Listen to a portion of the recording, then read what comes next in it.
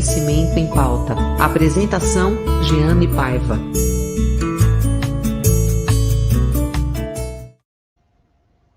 Meus irmãos de Ideal Espírita, cumprimento a todos com a paz do Divino Mestre Jesus.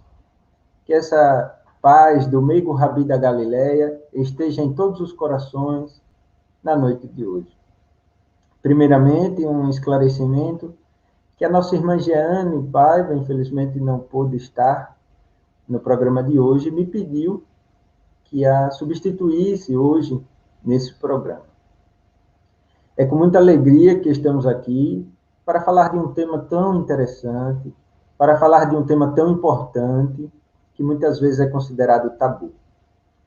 E o tema do programa da noite de hoje, Conhecimento em Pauta, é suicídio na transição planetária.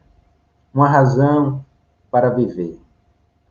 E teremos um espaço para perguntas e respostas, será um programa interativo e convidamos a todos que nos assistem a enviarem as suas perguntas, a enviarem as suas dúvidas, os seus comentários sobre esse tema.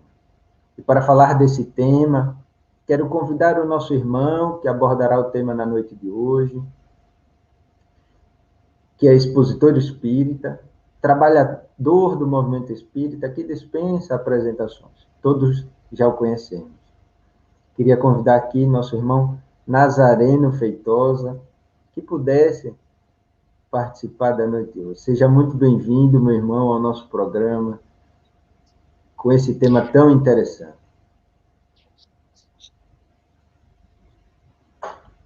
Olá, Augusto, é uma alegria poder estar aqui com vocês, com a Neuza, todos os amigos aí da Rádio Brasil Espírita, de todos os companheiros aí que estão nos ajudando na transmissão, compartilhando aí o sinal, para que mais pessoas possam assistir também essa atividade. É uma alegria poder estar aqui com você mais uma vez, amigo querido, deixar um abraço para a Jeane, ela está com probleminha de saúde, mas está se recuperando. Ela, inclusive, agradece as nossas preces e vamos lembrar de orar por ela. Trabalhadora muito querida e que merece estar trabalhando sempre, não é? Não deixar essa peteca cair. Com certeza, com certeza. E para não perdermos mais tempo, além de convidar os nossos irmãos a fazerem perguntas, Nazareno, sobre esse tema tão interessante, um tema tão importante, queria perguntar quais são as consequências do suicídio, se você pudesse nos esclarecer. O Augusto está perguntando aqui quais são as consequências do suicídio. Eu estou só repetindo a pergunta porque o pessoal do Instagram aqui não vai ouvir, mas daqui a pouco eu vou tirar esse microfone para que eles possam escutar o áudio também do celular, pelo menos. Bom, meus amigos, então o nosso tema hoje é suicídio, encontrando uma razão para viver, e aqui com o pessoal da Rádio Brasil Espírita. Nós vamos então colocar aqui uns slides, e quem tiver pelo Instagram, lembra de virar o celular na horizontal, que vai funcionar direitinho para vocês, tá? E aí nós vamos ter aqui as causas do suicídio, para todos nós entendermos melhor essas questões, não é? Vamos ver aqui. Então está aqui. Desgosto da vida. Suicídio, a questão 943 de O Livro dos Espíritos, de Allan Kardec, leitura obrigatória para todos nós, não é? Um mundo de conhecimentos para todos nós. De onde vem o desgosto pela vida que se apodera de certos indivíduos sem que o justifiquem? Resposta: efeito da ociosidade. Então, a ociosidade pode provocar o suicídio, né? A falta de trabalho, de atividade, da falta de fé, e muitas vezes da saciedade. Então, a gente está plenamente satisfeito, sobretudo nesses países mais desenvolvidos, mais ricos, é mais comum por conta da saciedade. E o cuidado que a gente tem que ter também de não super proteger os nossos filhos, dando tudo para eles, porque isso gera excesso de saciedade, gera frustração, e aí eles vão buscar coisas novas, diferentes, através das drogas, dos outros prazeres, não é, considerados mais fáceis, e isso é um problema realmente para todos nós. Deixa eu aumentar aqui o tamanho da tela aqui para o pessoal que está acompanhando aí pela internet. Pronto, é porque o outro celular aqui ficou pequenininho. Então vamos lá. Para aquele que exerce suas faculdades com fim útil, de acordo com as suas aptidões naturais, o trabalho nada tem de árido e a vida se escoa com mais rapidez. Suporta as suas vicissitudes, né, seus problemas, com tanto mais paciência e resignação, quanto mais age, tendo em vista a felicidade mais sólida e mais durável que o espera.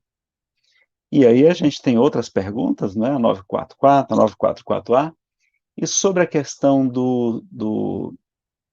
das consequências, né, vamos verificar aqui 957.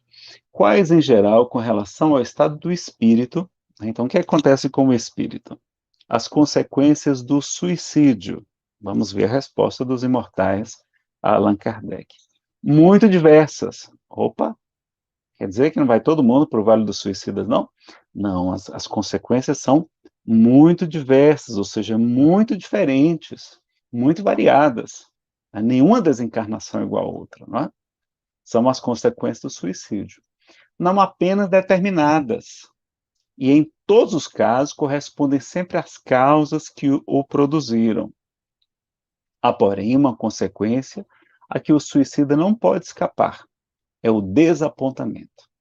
A sorte, porém, não é a mesma para todos. Então, qual é a única coisa certa para todos? Vão ficar desapontados, vão sentir desapontamento, não é? Depende das circunstâncias, né, a sorte deles.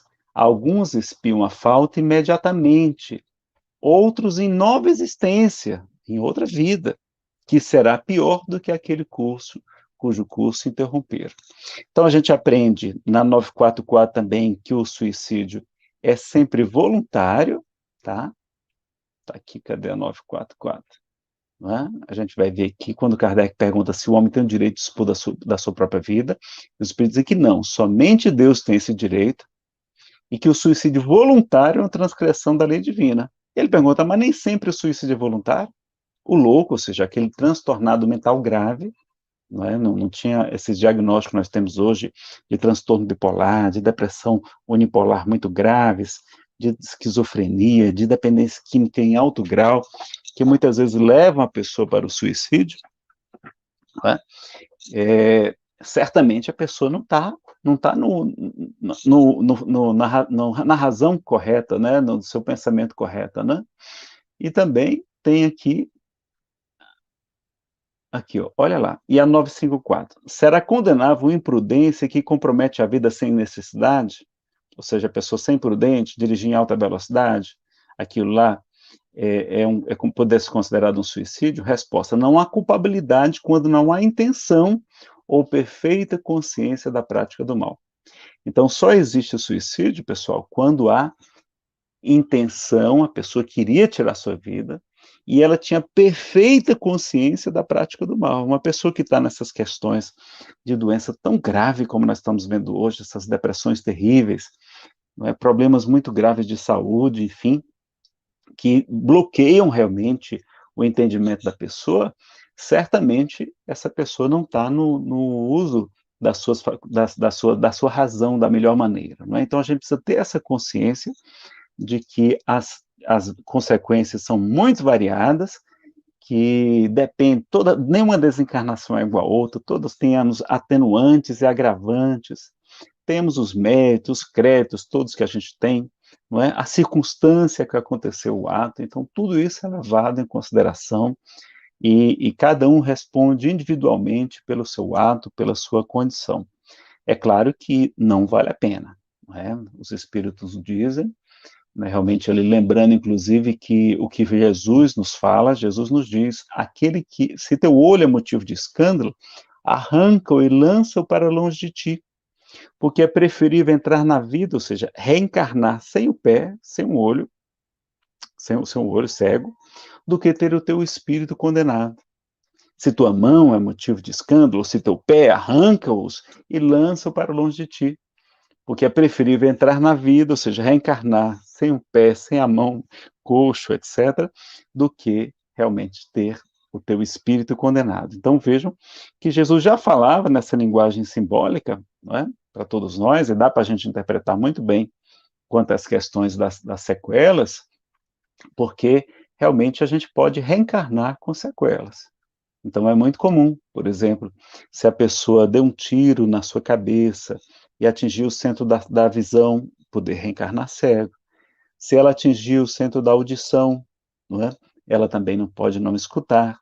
Se ela utilizou o veneno, né, o ácido, pode renascer com problemas de câncer de garganta, com problemas de aquela fenda aqui, que me fugiu agora o nome, lábio leporino, que nem a irmã de Valdo, a Nair Franco, a irmã de Valdo, ela tomou veneno, porque chegou aos ouvidos, a melhor amiga dela disse para ela que seu marido estava traindo ela teve um caso sem menor importância, assim, não é? E ela vida ingerindo veneno.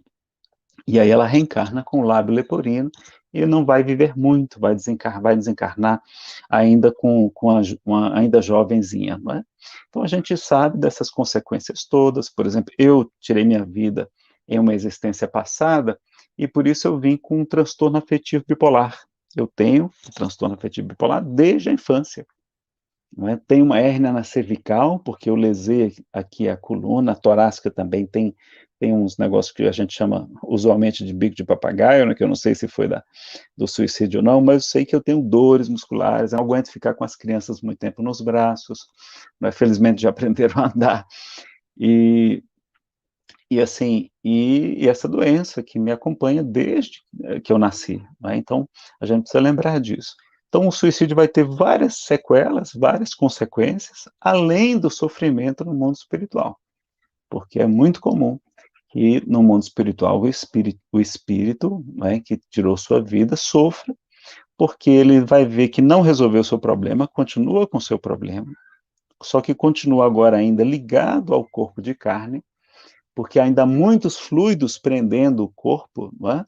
Ainda há realmente ali, o corpo estava pleno de vigor, cheio daquela carga de fluido vital, porque nós temos normalmente um período próprio para desencarnar, nossa desencarnação normalmente já está programada, como diz a questão 853, 853A e a 854, claro que a gente deve ter as precauções que nos são sugeridas, né? A gente não, quer dizer que eu só morro na hora certa, então não vou me descuidar, não vou usar máscara, não vou fazer aglomeração, etc., não vou tomar vacina. Não, aí você está correndo risco de adiantar a sua desencarnação também. Então, nós temos essas questões todas, e do sofrimento no mundo espiritual, tem um livro que relata muito bem, aliás, um livro belíssimo, só o comecinho ali, que é um pouquinho mais difícil da gente acompanhar, que são os primeiros instantes da desencarnação daquele escritor português muito famoso, o Camilo Castelo Branco, que lá está com o pseudônimo de Camilo Cândido Botelho, não é? Pela médium Ivone Pereira, a editora da Federação Espírita Brasileira, chama Memórias de um Suicida. É um livro maravilhoso, inclusive tem a radionovela dele também, tá? Feita pela LBV, editora Elevação, inclusive tem hoje no YouTube, acho que eles não estão mais comercializando, vocês podem escutar no YouTube a radionovela fantástica, com os áudios, com vários atores profissionais, você se transporta para lá, é melhor do que vendo na televisão, é melhor do que você vendo na televisão, e a gente vê como há o amparo dos espíritos sempre, desde os primeiros instantes. Às vezes a gente é que não percebe a assistência deles, mas eles estão sempre ao nosso lado, as mãezinhas, sobretudo, né? Qual é a mãezinha que vai deixar um filhinho sofrendo? E a gente lembra também, então, desses detalhes. Ali tem a descrição de 5 suicidas, e alguns com sofrimentos maiores, outros menores. O Camilo Cândido Botelho, por exemplo, vai ficar muito tempo no mundo espiritual aprendendo, estudando, se preparando para a reencarnação dele, enquanto os outros já reencarnam logo, como é o caso do Mário Sobral, que por causa de uma traição amorosa ele acabou assassinando a sua amante e na sequência tirou sua vida, não é? Então, tem toda a trajetória belíssima, enfim, tem muitas histórias, e esse livro é um alerta muito grande para a gente. Não quer dizer que todo mundo vá para aquele lugar chamado, no livro de Vale dos Suicidas, que ele foi em Portugal, ali foi em 1890 aquela desencarnação dele, não é? Ele ficou cego e não suportou e tirou sua vida com um tiro, e a gente então lembra que o quê? Que a pessoa vai retornar a viver, Então, todo mundo tem uma nova chance, ninguém está desamparado por Deus, né? Mas a gente vai ter que enfrentar aquelas mesmas provas que a gente tentou fugir através do suicídio. Ou seja, se você está sofrendo agora por uma quebra financeira, pelo desemprego, por sua empresa fechada, você tem certeza que você quer passar por isso de novo em outra vida? Porque vai passar se você tirar a sua vida. Você está sofrendo agora porque um ente querido desencarnou, sua mãezinha, seu paizinho, ou mesmo um filho? Você tem certeza que quer sentir essa dor dilacerante novamente? Você não está suportando a vida por causa de uma depressão grave, de um transtorno bipolar? Será que vale a pena a gente encerrar a nossa existência e passar por tudo isso de novo? Será que porque a gente tem uma doença terminal, às vezes já na idade avançada, ou por causa de uma dependência química muito grave, você quer passar por tudo isso de novo outra vez, e numa situação mais desfavorável? É isso que os espíritos nos dizem. Então a gente se afasta dos nossos entes queridos, mas se seu filhinho morrer, você não vai encontrá-lo mais rápido se você tirar a sua vida, pelo contrário, vai demorar muito mais. Os suicidas fazem os seus familiares sofrer, e eles são responsáveis por esse sofrimento também. Nós temos também a consciência de que eles vão passar por sofrimentos completamente evitáveis, que não precisava passar. Não precisava passar. Então, será que é melhor a gente voltar e repetir todas essas provas de maneira muito difícil? Ou melhor chegar no mundo espiritual como vitorioso, aquele que sofreu e venceu a batalha? Ou como um fugitivo que, enfim, não merece certamente ali o aplauso, os méritos daqueles que suportaram suas dores com mais coragem. Então, a gente fica atento a essas questões da ociosidade, da falta de atividade. Então, venha trabalhar na Rádio Brasil Espírita, tem muito trabalho voluntário para o pessoal aí. O Augusto também. Você é lá do Trabalhadores do Bem também, Augusto? Também? Então, vai lá trabalhar junto com o Edson Sá, lá no Grupo Espírita Trabalhadores do Bem, lá em Aracaju. Pronto, nada de ociosidade, e também cuidado com o excesso de saciedade. Outra coisa que os espíritos dizem a Kardec, se a pessoa vai trabalhar numa função que ela não tem vocação, aquilo também é um fator de sofrimento para ela, e que não vale a pena, então, a gente estar forçando os nossos filhos, isso eles já falam no Evangelho segundo o Espiritismo, a seguir uma carreira, uma profissão que eles não têm a menor vocação, porque isso é fonte de sofrimentos, e lá no Livro dos Espíritos fala que isso também é uma causa de suicídio, a infelicidade que a pessoa não está trabalhando naquilo realmente que tem a vocação gera, tá bom? Às vezes só preocupado com dinheiro, a gente quer impor aos nossos filhos essas questões, não é? Eu vou tirar o fone de ouvido aqui, vamos ver se vai ficar melhor, tá? Se meu áudio cair, a gente volta já. Maravilha de explicações, maravilha de esclarecimentos. E cumprimentamos aqui a Thelma Mendes, lá do Trabalhadores do Bem, receba aí o nosso abraço fraterno. Lembra aqui que a Ivone também passou por uma experiência que foi suicida, que tirou a própria vida. A Audrey, a Joeli também, recebam o nosso boa noite, o nosso abraço fraterno. E a Rosana Batista também. Agora vamos para a pergunta da Ana Bernadette, lá do Trabalhadores do Bem. Ana Bernadette vai questionar assim: qual é a diferença entre um suicida que tem um surto nessa pandemia para um outro que tem desgostos sociais, emocionais e planeja o suicídio? Se as consequências desses suicidas no mundo espiritual. Curiosamente, aqui o seu volume ficou bem baixinho no meu celular, apesar que eu tirei o fone de ouvido, apesar de estar no volume máximo aqui, se você puder falar um pouquinho mais alto, fica melhor, tá? Mas eu vou repetir aqui a pergunta. Então, está aqui na tela para o pessoal ler também lá no Instagram. Qual a diferença entre um suicida que tem um surto nessa pandemia para um que tem desgosto socioemocionais e planeja o suicídio? Quais as consequências desses suicidas no mundo espiritual?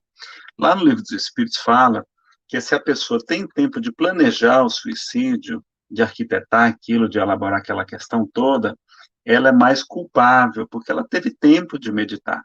É diferente daquela pessoa de que num arroubo, num surto psiquiátrico, como é comum acontecer, não é? Muitas pessoas têm surtos psiquiátricos, as doenças psiquiátricas estão cada vez mais comuns, diz o livro Obras Póstumas, na mensagem Regeneração da Humanidade, uma comunicação sonambúlica das senhoras M e T, quando falando desse período da transição planetária, fala que os suicídios se multiplicarão em números jamais vistos até entre as crianças, como a gente está vendo hoje. Então, muitas crianças hoje padecendo de problemas de transtornos mentais, né, de depressões, transtornos bipolares, etc. E é diferente num surto, e às vezes a pessoa sem a consciência, muitas vezes a pessoa que nem tem religião, não tem o arcabouço que nós temos para nos sustentar. Então, cabe sim sempre a nossa oração por todos. Agora, é claro que a gente está fazendo aqui uma resposta genérica, mas precisaria ver cada caso específico como foi a situação. A questão dos méritos, dos deméritos, não é? Dos atenuantes e de agravantes de cada um, mas certamente nessa pandemia, que tem gerado tanto pânico entre as pessoas, desespero mesmo, depressões, a gente certamente sabe que tudo isso é levado em consideração. Não que isso justifique, né, pessoal? Não que a gente vá tirar a nossa vida por conta disso, tá? Mas, certamente é um atenuante.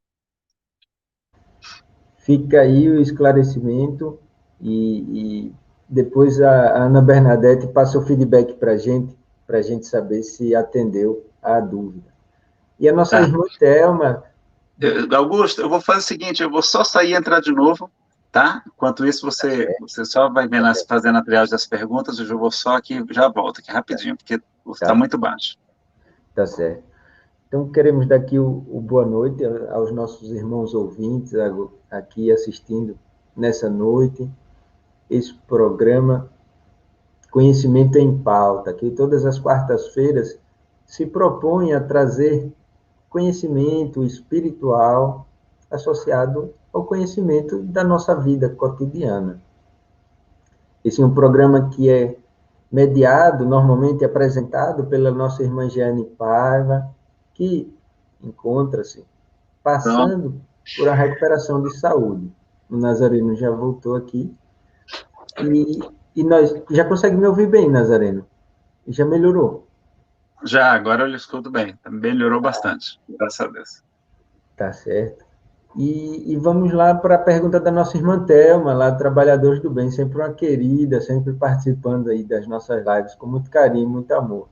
E ela questiona assim: boa noite, muita luz para vocês. Pergunto: quais ou qual a patologia podem desencadear ao suicídio?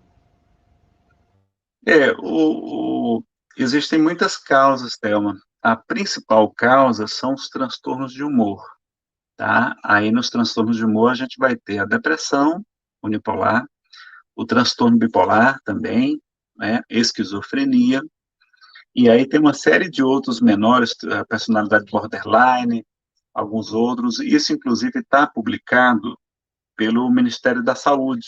No Ministério da Saúde você encontra uma apostilazinha lá, com, inclusive, dicas de como prevenir o suicídio, quais os sinais que a pessoa apresenta quando está correndo risco de tirar sua vida, quais são os fatores predisponentes para a gente ficar mais atento, né? E aí, depois dos transtornos de humor, nós vamos ter a questão da dependência química. É muito comum suicídio entre pessoas que têm essa doença, uma doença chamada dependência química, e a gente precisa ficar atento a ela, não é? Ao mesmo tempo, a gente vai ter a informação de que entre pessoas muito idosas, tá? Idosos, doentes terminais, com doenças graves, pessoas emigrantes ou imigrantes que não estão se adaptando bem, né, ao novo local onde se encontram, pessoas com muitas privações também, de repente, quando tinham abastança, não. Pessoas pobres, em geral, buscam pouco o suicídio. Agora, pessoas ricas que ficaram pobres, aí não é aquela questão da honra, do desespero, não, a minha vida agora não presta mais, como se a felicidade estivesse no dinheiro ou nas facilidades que ele proporciona, mas é muito comum, então, nesse panorama completo aí, que a gente precisaria estar com o manual aqui, eu posso até ver aqui se tem um encontro aqui para, na outra pergunta, a gente ir acrescentando, tá? Se o Augusto quiser continuar aí, eu vou só tentar Claro, procurar aqui o outro arquivo, tá? com certeza. Maravilhosos esclarecimentos que o irmão Nazareno traz na noite de hoje. E convidamos aos nossos internautas que enviem as suas perguntas, as suas dúvidas. Ana Bernadette agradece a resposta. Nós é que agradecemos, minha irmã, a oportunidade de servir ao Mestre, de servir a essa causa do Espiritismo, trazendo conhecimento, um assunto sério, um assunto delicado, mas que precisa ser falado, que é o suicídio. E a nossa irmã Audrey Costa, espero ter falado o seu nome correto, minha irmã. E sobre o suicídio indireto. E eu queria aproveitar e questionar uma pergunta que enviaram mais cedo.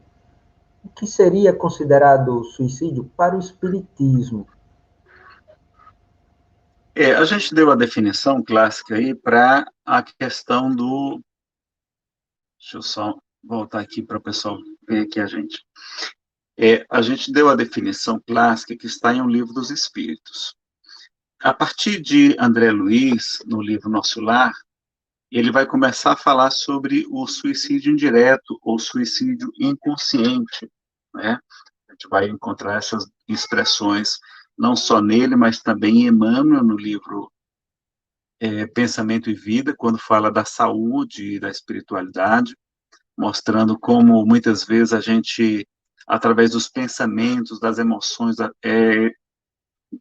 malbaratadas, exageradas, não é, dos transtornos que a gente alimenta, do ódio, da ira, do melindre, da mágoa, isso são como marteladas no aparelho psíquico, né, do corpo, e também no corpo, e isso ele considera, inclusive, um suicídio indireto também. Então, o Emmanuel também fala, não é só o André Luiz, né, pela psicografia de Chico Xavier. Então, no livro Nosso Lar, nós vamos ter o relato de que o André Luiz, ele poderia ter vivido mais tempo, mas quando ele chega no mundo espiritual, ele é acusado de suicida, e ele vai ficar sem entender, mas como? Eu não tirei minha vida. Mas quando chega na colônia, que é resgatado, e depois analisado pelo doutor Henrique de Luna, ele vai dizer, não, olha, veja aqui, está muito claro a situação intestina do filho, etc., porque naquela biografia, que não é a real, aquela biografia diferente para as pessoas não saberem quem é André Luiz, não é? Para não ter problema, porque teve problema com Humberto de Campos, a família foi pedir os direitos autorais dos livros psicografados pelo Chico Xavier, acabou que o juiz deu a sentença favorável à FEB, dizendo que os direitos do morto não pertencem mais à família, né? E do livro dos mortos, né? Mas sem dizer que era psicografia ou não.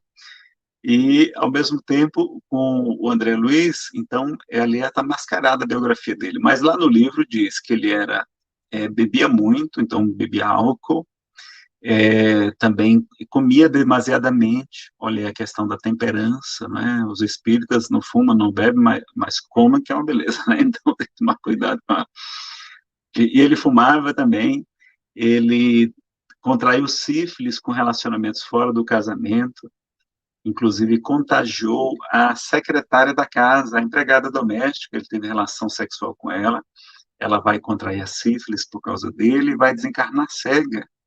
Então, veja quantos compromissos ele teve, além de ter nutrido pensamentos de mágoa, de rancor, de intolerância, enfim. Nesta biografia, que não é a verdadeira do André Luiz Real, tem esse relato, e aí eles associam que ele teve uma oclusão intestinal, teve um tipo de câncer de intestino, também é agravado por todas essas questões que ele teve do psiquismo. Vejam aí como é que é realmente mente sana e corpore sana, né? Mente sã e corpo são, como tudo está interligado. Então, ele é falado do suicídio indireto, tá? Então, realmente, ele não teve a intenção e foi esse suicídio indireto. A gente não vai chamar propriamente suicídio, tá? Mas é apressar sua morte, porque não houve a intenção. Porque o suicídio mesmo, segundo Kardec, tem que ter a intenção e a consciência perfeita do ato, ok? Os espíritos usaram uma palavra mais forte para chamar a atenção da gente, porque a gente tem cuidado muito mal do nosso corpo, não é? O Emmanuel diz que a gente tem que cuidar do corpo como se fôssemos viver eternamente e cuidar da alma como se fôssemos desencarnar amanhã, não é? Será que a gente está pronto para retornar ao mundo espiritual amanhã? Não é? Será que a gente está merecendo também? Porque não é todo mundo está merecendo desencarnar, não é? Não está merecendo, eu não estou merecendo, infelizmente. Até gostaria, mas tem muita coisa para fazer aqui ainda, então não tenho pressa nenhuma, não tenho nenhuma pressa, tá? Não tenho nenhuma pressa. Com Mais certeza. perguntas aí do Boa pessoal. reflexão, meu irmão. Audrey, depois passa um feedback nos comentários se atendemos a sua dúvida. A Joeli também agradece muito os esclarecimentos, a luz e a reflexão que trazemos na noite de hoje. Ana Bernadette, Audrey também agradece, nós é que agradecemos. E a Bernadette questiona se a vulnerabilidade contribui também para o suicídio. Pergunto a ela se a vulnerabilidade que ela fala é a vulnerabilidade social, é a questão de falta de recursos financeiros.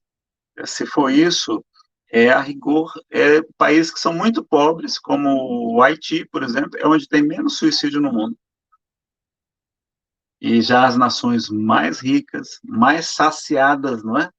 De tudo que, entre aspas, o dinheiro pode comprar, que é Japão, Suíça, Dinamarca, Noruega, que aí também tem a questão do frio intenso, né, do sol quase que não se levanta.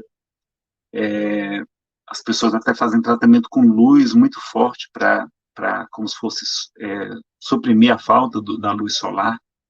Então a gente tem que ter essa consciência de que os países mais avançados são os que registram maiores taxas de suicídio. E o Brasil, apesar de não ser um país avançado, tem muita coisa, né, pessoal? Nós somos o número 70 no Índice de Desenvolvimento Humano, dos 200 países que existem no planeta. O problema é que a gente compara só o Brasil com os Estados Unidos, com a Suíça, com a Inglaterra. Não, compara o Brasil com Moçambique, lá onde está o pessoal do Fraternidade Sem Fronteiras. Aí você vai ver que nós somos milionários, a gente tem muita riqueza, muita coisa, a gente vive muito bem comparado com eles. Mas o Brasil ostenta, acho que o 7º ou 8º número maior de suicídios no mundo. Claro que também por causa de uma população grande que ele possui. Mas a taxa é muito alta ainda aqui no Brasil, tá? E uma das principais causas não é só a depressão, é a incredulidade também que os espíritos falam, ou seja, a falta de fé. As pessoas antigamente acreditavam em Deus, as pessoas tinham medo, né, temor a Deus, tinham medo da morte. Hoje as pessoas, muitas acreditam que Deus não existe, como eu acreditei durante 12 anos, e acham que morreu acaba, que vai acabar inclusive o sofrimento dela, e esse é o maior engano que tem levado as tantas pessoas ao sofrimento e ao suicídio, lamentavelmente. Com certeza. A Ana Bernadette disse que era realmente isso, a questão dela, que era vulnerabilidade econômica, social, né? E vemos esses dados que o Nazareno trouxe.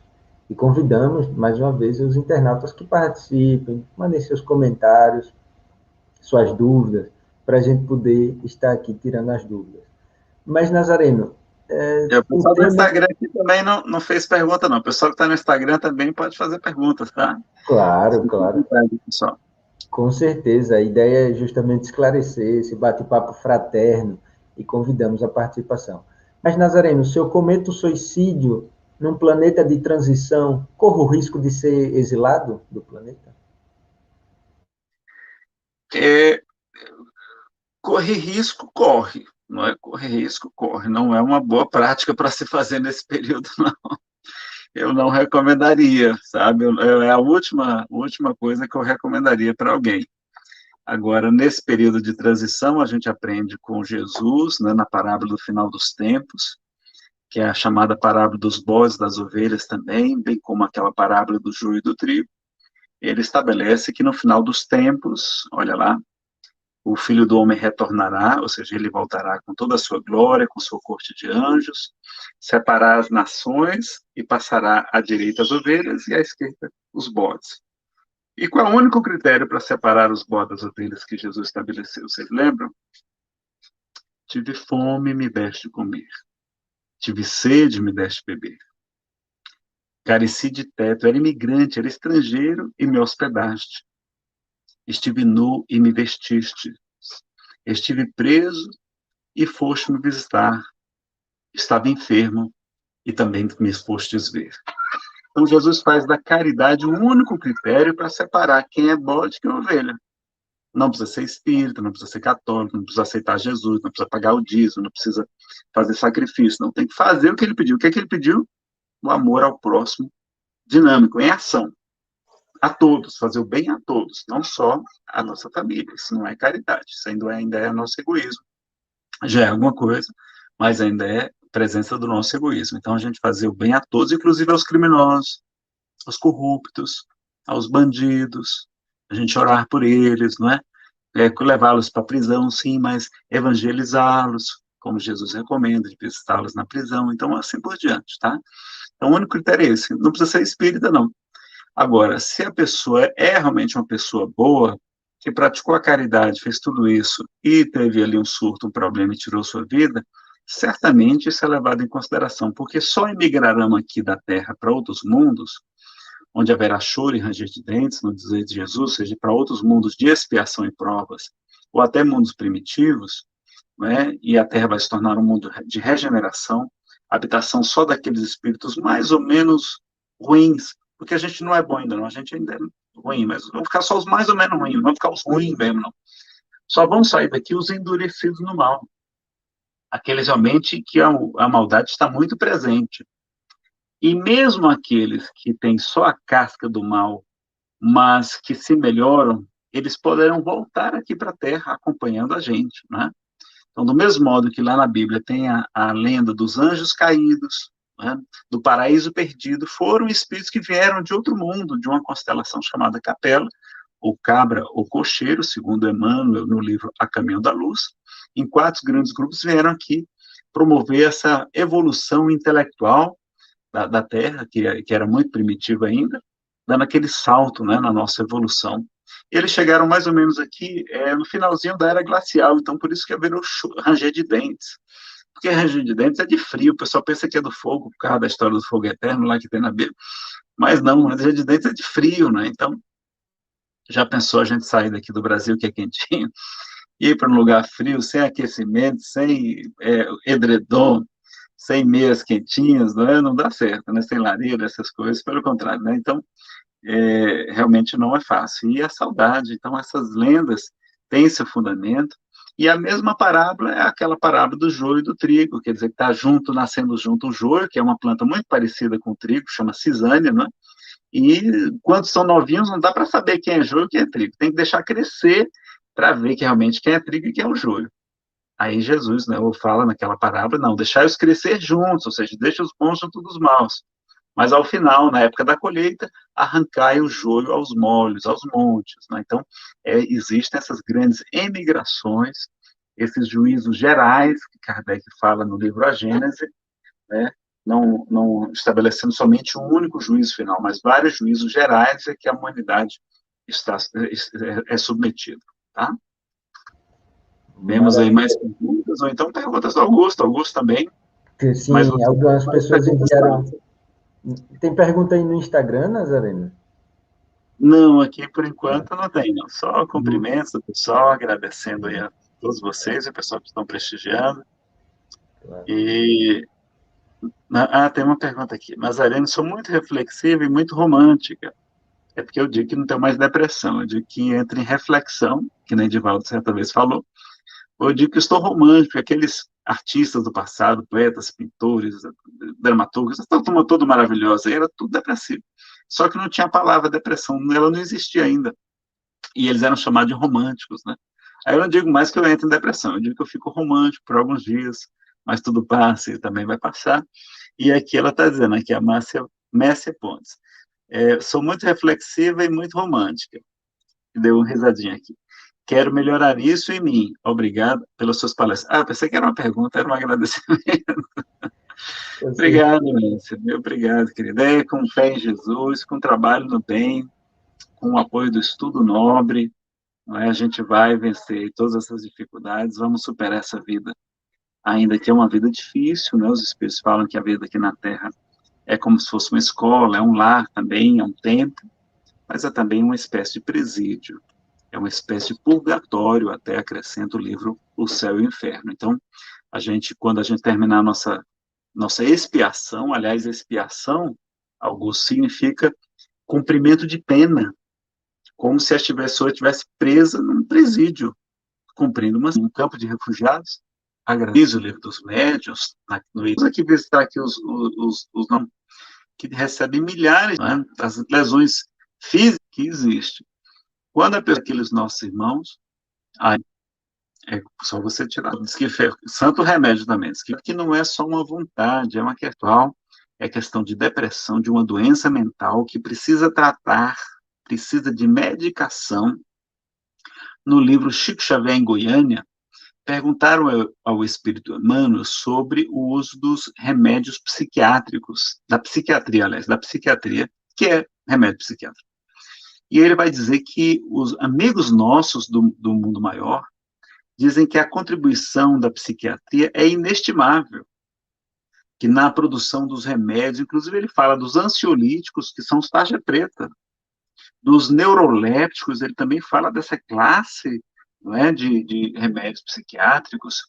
É muito grande, que a gente deve prestigiar no máximo a contribuição da psiquiatria nesse sentido. Fala também dos benefícios da psicologia, né, da psicoterapia e da análise para alívio ou cura também, junto com a medicação, dos nossos transtornos mentais.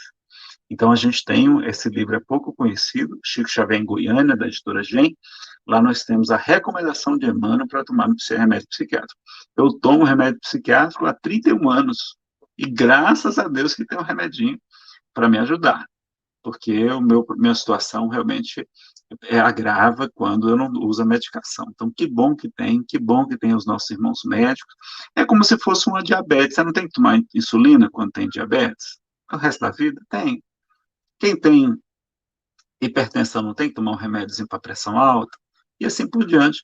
Agora, se você não tem uma depressão que nem a minha, que é uma depressão endógena, ou seja, que não precisa de motivo para ficar com depressão, nem para ficar acelerado, transtorno bipolar, se você teve um motivo e apenas está deprimidozinho agora nesse período, por exemplo, por causa da pandemia, da perda de um ente querido, desemprego, etc., de um fim de um relacionamento amoroso, eu esqueci, essa causa também é uma causa importante das pessoas tirarem suas vidas. Como é que se diz?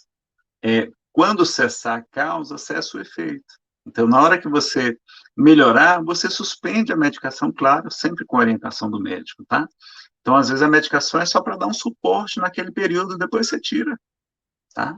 Mas se precisar tomar o resto da vida, vamos tomar, qual o problema? Isso é orgulho nosso. E o Chico, que era o símbolo da humildade, ele teve muitas enfermidades, teve época dele tomar 20 comprimidos por dia, era muito obediente, respeitava muito os médicos, não gostava de hospital, mas obedecia tudo que os médicos falavam para ele. Então, maravilha de seguimos muito do esclarecimento. Chico. Claro, maravilha de esclarecimento. Né? E fica aí a resposta para a Ana Bernadette. Cumprimentar aqui a minha mãe, está assistindo, mandar aqui uma boa noite.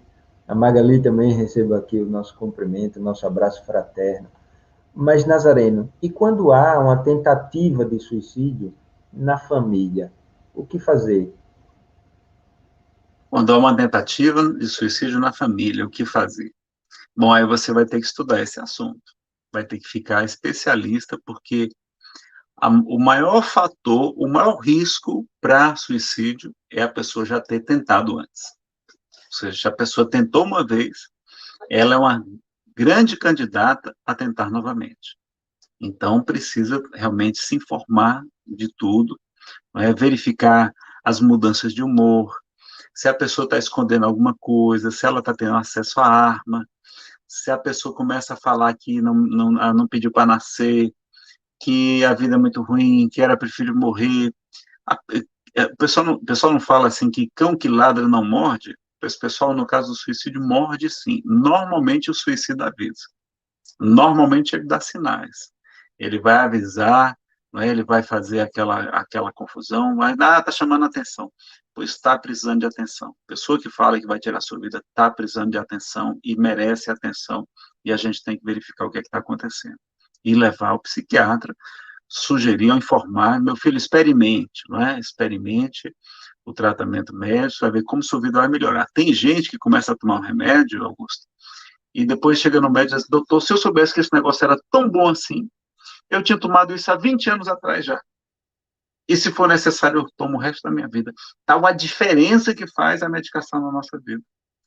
Eu já fiz de tudo, você imaginar, né? De todas as terapias alternativas, complementares, tratamento de todo jeito. O tratamento espiritual me ajudou muito, mas uma coisa que me beneficia mais, eu percebo que mais de maneira mais preeminente, de maneira bem forte, é o remédio. O remédio faz muita diferença na nossa saúde mental quando a gente precisa. Então, se você precisa, busque o tratamento, tá? Tem uma perguntinha também aqui do Instagram, só que eu não vou saber responder direito, porque a Pamela Wellerson, obrigado, Pamela, ela pergunta assim, a novela A Viagem, aquela novela A Viagem muito famosa, né? Ela relata sobre realmente suicídio? Eu não sei se eu não assisti a novela, vi só uns trechozinhos assim, eu passava, alguém estava assistindo, mas eu não assisti a novela. Eu não sei se ele cometeu suicídio. Ele cometeu suicídio, aquele rapaz? Você sabe, Augusto? Também desconheço. Quem sabe aí, quem sabe do Instagram responde aí se ele se matou ou não. E aí eu sei que ele estava numa condição ruim no mundo espiritual, aparecia lá todo de preto, né? Lugar com fogo, com escuridão, aquelas trevas, ali tentando representar ali uma situação como se fosse o umbral, que é como se fosse o purgatório para os espíritas, né? Mas eu acho que ali era a condição por ele ter sido mal na vida, não era uma pessoa ainda muito atrapalhadinha, ele estava colhendo aquilo que ele semeou, que foi realmente aquela falta de amor. Mas, eu não sei se ele tirou a vida dele, não, tá? Se tiver tirado, seria mais um motivo para ele estar sofrendo no mundo espiritual também, tá? Mas é provável que se ele tivesse tirado, ele não estava numa condição tão boa de estar fazendo mal, não.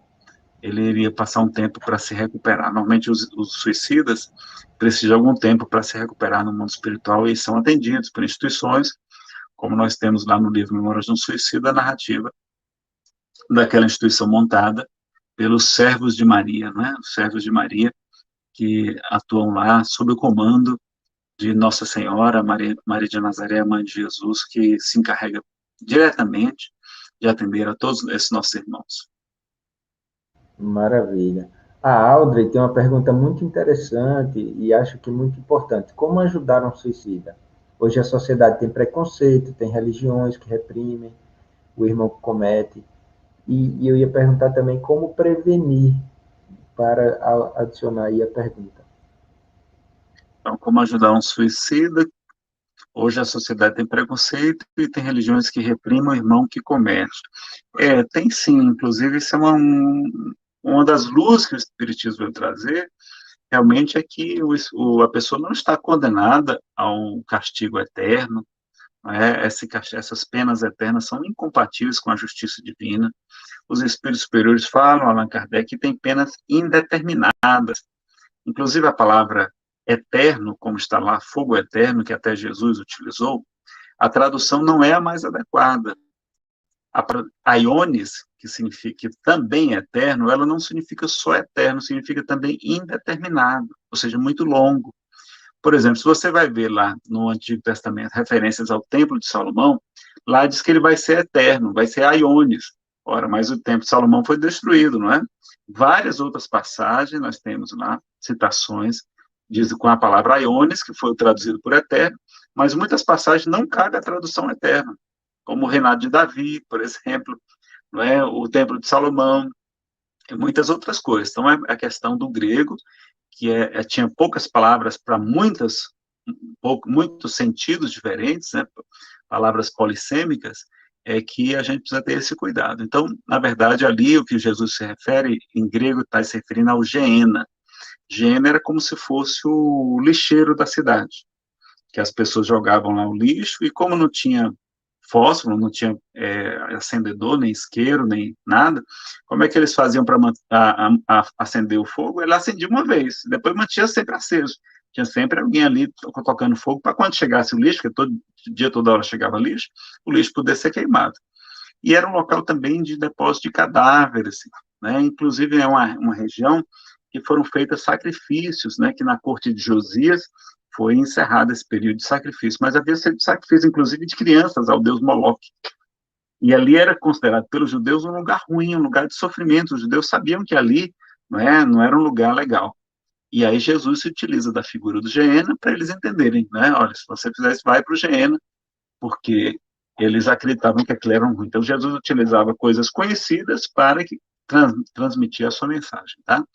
Então as religiões fazem isso. Antigamente até não fazia nem missa por quem tinha cometido suicídio, eles não eram sepultados no mesmo cemitério, não é?